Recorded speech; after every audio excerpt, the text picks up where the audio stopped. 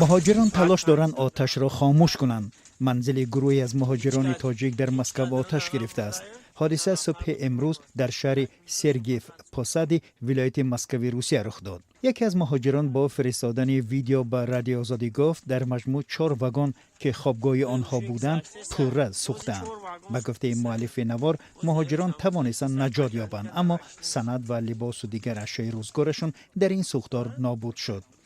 مهاجران گفتند آنها سری وقت به خدمات آتش نشانی خبر دادند، اما کسی به کمک نآمد. در نوار دیده می شود که خود مهاجران تلاش دارند آتش را خاموش کنند. نظر مقامات روسیه به این حادثه معلوم نیست.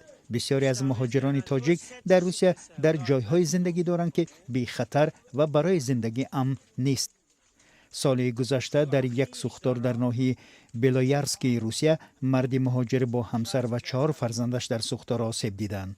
مقامات روسیه در اکثر حالت خود مهاجران را در سر زدن آتش سوزی ها گناهکار می کنند، ولی مهاجران می گویند مقامات و کارفرمایان روس برایشان شرایط درستی کار و زندگی را فراهم نمی آورند.